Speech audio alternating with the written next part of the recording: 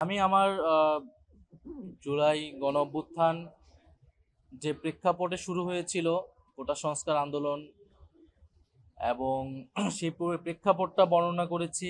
সেই প্রেক্ষাপট বর্ণনা করতে গিয়ে 2018 সালের আন্দোলন থেকে এটা শুরু হয়েছে এবং সেই সময়কার ঘটনা এবং পরবর্তীতে বিশ্ববিদ্যালয়ে যে রাজনৈতিক ঘটনাবলীগুলো ঘটেছে, ডাকসু নির্বাচন সহ যে অন্যান্য ঘটনাবলী এবং 2024-এ যে হাইকোর্ট যে রায় দিল 5ই জুন কোটা প্রথাকে পুনর্বহাল করে 18 সালের পরিপত্রটাকে বাতিল করে, সেইখান থেকে শুরু হয়েছে এবং এর পরবর্তীতে সেই রায়ের প্রেক্ষিতে আমরা ঢাকা বিশ্ববিদ্যালয় সহ বিভিন্ন বিশ্ববিদ্যালয়ে যে কর্মসূচি নিলাম এবং 1 জুলাই থেকে সারা দেশে একযোগে যে বৈষম্যবিরোধী ছাত্র আন্দোলনের ব্যানারে আমাদের আন্দোলন সংগঠিত হলো এবং 1 জুলাই থেকে 14 জুলাই পর্যন্ত যে ঘটনাবলীগুলো ঘটেছে, বাংলা ব্লকেট কর্মসূচি, আন্দোলনে বিভিন্ন বাধা দেওয়া, মামলা প্রদান করা এবং 14ই জুলাই শেখ হাসিনার যে রাজাকার বক্তব্য দেওয়া, রাজাকারের নাতিপুতি হিসেবে আখ্যা দেওয়া, তার প্রতিবাদে শিক্ষার্থীদের রাজপথে নেমে আসা,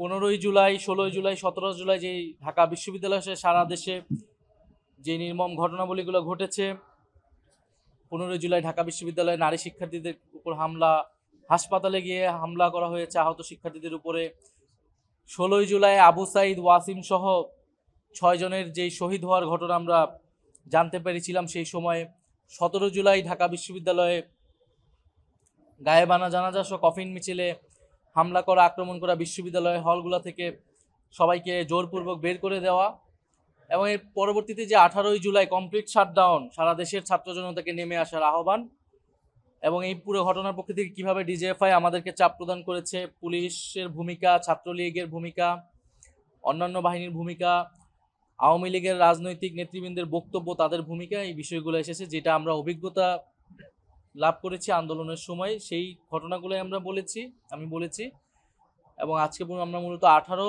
এবং 19 জুলাই পর্যন্ত কমপ্লিট শাটডাউনের সেই সময়ের ঘটনাবলীগুলোটা ব্যাখ্যা করে আজকে জবানবন্দি আজকের মতো শেষ হয়েছে।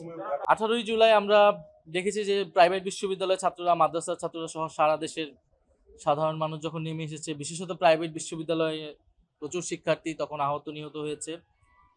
ঢাকার বিভিন্ন পয়েন্টে, বাড্ডা, উত্তরা, মিরপুর, যাত্রাবাড়ি, এরকম ঢাকা সহ দেশের সব জায়গায় কিন্তু যখন নেমে এসেছিল পুলিশ কিন্তু নির্বিচারে গুলি চালিয়েছে সেই সময়, 18 তারিখ এবং 19 তারিখ।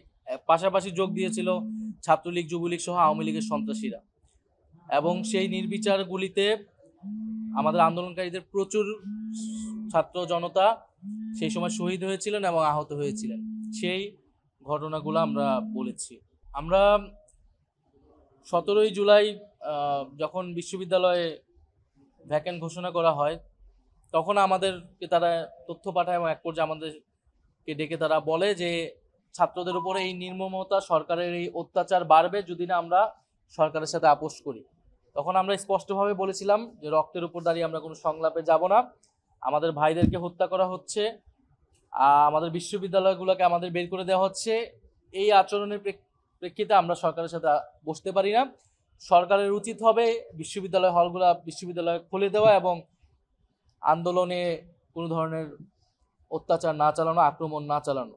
এই সরকার যে একটা ফ্যাসিবাদী এবং স্বৈরাচারী সরকার এবং তিনবার নির্বাচনকে তারা ভোটাধিকার কেড়ে নিয়ে যে ক্ষমতা নিরঙ্কুশ করছে, এটা তো আমাদের কাছে স্পষ্ট ছিল এবং দেশের সবগুলো প্রতিষ্ঠানকে যে তারা দলীয়করণ করেছে এবং নিজেদের দলীয় স্বার্থে ক্ষমতায় থাকার স্বার্থে ব্যবহার করছে, এটাও আমাদের কাছে স্পষ্ট ছিল। ফলে আমি বলেছি যে 18 সালে আমাদের সেই সন্দেহ রয়ে গিয়েছিল যে কোটা সংস্কার বা বাতিল কোনোটাই শেখ হাসিনা বা সরকার চাননি। সেই সময়ে আন্দোলনের প্রেক্ষিতে চাপের মুখে সরকার ঘোষণা দিয়েছিল এবং তার পরিকল্পনা ছিল সেটাকে সে যে কোনো সুযোগ পাওয়া মাত্র ফিরিয়ে আনবে এবং সেটাই আমরা দেখেছি 2024 সালে ইলেকশনের পরে। ফলে আমাদের কাছে স্পষ্ট ছিল এটা আসলে কোর্টের বিষয় না, আদালতের বিষয় না, এটা রাজনৈতিক বিষয় এবং তৎকালীন ফ্যাসিবাদী সরকার এটিকে ফিরিয়ে নিয়ে আসছে তার লাভের জন্য।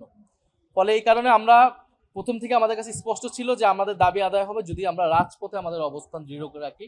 এই কারণে আমরা আদালতের প্রতি আমাদের আস্থা ছিল না এবং আমরা আদালতে যাইনি, আদালতের বিষয়ে আমরা কোনো মন্তব্যই করি না। আমরা বলেছি এটা নির্বাহী বিভাগের বিষয় এবং আমরা আমাদের আন্দোলন রাজপথ থেকে আদায় করব। আমাদের সেই দিনের প্রেক্ষিতে আমাদের আমার যেটা অভিজ্ঞতা ছিল, হয়তো অনেক মিডিয়া এর বাইরে ছিল বা চেষ্টা করেছে, আমরা পরবর্তীতে এগুলো শুনতে পেয়েছি, কিন্তু 18 তারিখ বা 19 তারিখ আসলে মিডিয়াতে আমরা আসলে দেখতে পাইনি। মিডিয়াতে বারবার কিন্তু দেখানো হচ্ছিল যে আন্দোলন স্থগিত হবে, সরকারের সাথে তারা বসবে, এরকম নানান বিভ্রান্তিমূলক তথ্য আসলে হেডলাইন করা হচ্ছিল। এবং আমরা মিডিয়ায় বা সাংবাদিকদের কাছে যে তথ্যটা পাঠাচ্ছিলাম এবং এত যে হত্যাযজ্ঞ চলছে সেটা কিন্তু টেলিভিশনে আসতেছিল না। সেই প্রেক্ষাপটে আমি বলেছিলাম যে মিডিয়াকে সেই সময়ের জন্য সরকার সম্পূর্ণভাবে নিয়ন্ত্রণে নিয়ে নিচ্ছে। প্রত্যাশা করি ন্যায় বিচার, যে এত মানুষ, এত আমাদের ভাই বোনেরা শহীদ হয়েছেন, আহত হয়েছেন, রক্ত দিয়েছেন, আমরা সকলেই ন্যায় বিচার পাব। এবং যারা এই হত্যাকাণ্ডের সাথে জড়িত, আওয়ামী লীগ, পুলিশ সহ যারা জড়িত, তারা বিচারের আওতায় আসবেন, তাদের শাস্তি হবে। এবং এই ন্যায় বিচার একটা নিদর্শন হয়ে থাকবে শুধু বাংলাদেশের জন্যই নয়, পৃথিবীর জন্য, যে যদি কেউ স্বৈর শাসন কায়েম করতে চায়, জনগণের উপরে আক্রমণ চালা, জনগণকে হত্যা করে, তার পরিণতি আসলে কি হয়। আর দ্বিতীয়ত আমি বলেছি যে এখন পর্যন্ত ট্রাইব্যুনালে আমরা সন্তুষ্টি জ্ঞাপন করছি, বিচার চলছে, কিন্তু মামলা কিন্তু আরো অনেকগুলো, এটা কিন্তু মাত্র একটা মামলা। ট্রাইব্যুনালে অনেক মামলা রয়েছে এবং সাধারণ কোর্টে আরো অনেক মামলা রয়েছে, গুমের মামলা রয়েছে। ফলে এই বিচারটাকে সার্বিকভাবে দেখতে হবে, কারণ আমরা যে সাধারণ কোর্টে যে মামলাগুলা, সেই মামলাগুলো সম্পর্কে কিন্তু আমরা তেমন ইতিবাচক কথা শুনতে পাচ্ছি না। শহীদ পরিবারদের সাথে যখন আমরা কথা বলি, অনেকে জামিন নিয়ে বের হয়ে যাওয়ার মতো ঘটনা ঘটতেছে, বা সরকারের সেটা নিয়ে প্ল্যান কি, এই বিষয়ে আমরা আসলে জানতে পারতেছি না। ফলে সেই মামলাগুলো যাতে যথাযথ গুরুত্ব সহকারে দেখা হয়, এইটা আমাদের আবেদন থাকবে। একইভাবে এই মামলাকে শুধু যাতে, একটা তো রাজনৈতিক দিক যে শেখ হাসিনাকে আমি বিচারের আওতায় আনতেছি, আওয়ামী লীগ এনে থাকে, একইভাবে পুলিশ সহ, মিলিটারি সহ অন্যান্য বাহিনীর যারা এই জুলাই গণঅভ্যুত্থান সহ গুমের ঘটনায় যুক্ত, তাদেরকেও যাতে বিচারের আওতায় আনা হয়। কোনো বাহিনীর দেখে যাতে কেউ পার পেয়ে না যায়, সেটা আমাদের কাছে কিন্তু স্পষ্ট থাকতে হবে। কারণ আমরা দেখেছি গুমের ঘটনায় অনেক অভিযোগ এসেছে, আমি নিজে অভিযোগ দিয়েছি, ডিজিএফআই যেসব অফিসাররা আমাকে তুলে নিয়ে গেছে বা হেনস্থা করা হয়েছে। এছাড়াও যারা সেনাবাহিনীর বিভিন্ন অফিসার, র্যাবে যারা ছিল, ডিজিএফআইতে যারা ছিল, তারা যেই নেতিবাচক ভূমিকা গুমের ঘটনা এবং জুলাই গণঅভ্যুত্থানে পালন করেছে, আপনারা রামপুরা বাড্ডার ঘটনায় দেখেছেন, বিজিবির একজন আর্মি অফিসার, এদেরকে কিন্তু এখনো গ্রেফতার করা হচ্ছে না। ফলে ট্রাইব্যুনালের কাছে এবং আদালতের কাছে, সরকারের কাছে আমাদের কিন্তু আবেদন থাকবে যে অপরাধী যে, তাকে যাতে বিচারের আওতায় নয়, সে কোন বাহিনীর সেটা যাতে দেখা না হয়। আমরা যারাই জনগণের উপরে এই হত্যাকাণ্ড চালিয়েছে, গুম করেছে, নির্যাতন করেছে এবং সরকারকে ফ্যাসিবাদী হতে সহায়তা করেছে, ক্ষমতায় থাকতে সহায়তা করেছে, তাদের সকলকে দ্রুত সময়ের মধ্যেই গ্রেফতার করতে হবে এবং বিচার নিশ্চিত করতে হবে। 14ই জুলাই আমাদের প্রত্যাশা ছিল সেই সময় যে শেখ হাসিনা এসে হয়তো আন্দোলন পক্ষে কথা বলবে, কিন্তু আমরা দেখলাম যে আন্দোলনের বিপক্ষে মুক্তিযোদ্ধা কোটার পক্ষাবস্থানে এবং শিক্ষার্থীরা যারা আন্দোলনকার, তাদেরকে রাজাকারের বংশধর, রাজাকারের নাতিপতি হিসেবে ট্যাগ দেওয়া হয়। সেটা শিক্ষার্থীদের জন্য ছিল অমর্যাদাকর, তাদের অভিভাবকদের জন্য ছিল অপমানজনক। এবং সবাই ক্ষুব্ধ হয়ে কিন্তু শুধু ঢাকা বিশ্ববিদ্যালয় না, সারা বাংলাদেশের শিক্ষার্থীরা, ছেলেরা মেয়েরা কিন্তু রাস্তায় নেমে সেই রাতে এটার প্রতিবাদ জানিয়েছিল এবং এই বক্তব্য প্রত্যাহারপূর্বক শেখ হাসিনাকে ক্ষমা চাওয়ার দাবি জানিয়েছিল। একইভাবে 15ই তারিখ আমরা দেখেছি যে ওবায়দুল কাদের বলেছিল এই আন্দোলন দমনের জন্য ছাত্রলীগই যথেষ্ট, এবং এই বক্তব্য ছিল স্পষ্ট উস্কানিমূলক, নির্দেশনামূলক, যে আন্দোলনকারী যারা রয়েছে তারা রাজাকার, তাদেরকে আক্রমণ করা, তাদেরকে হত্যা করা বৈধ।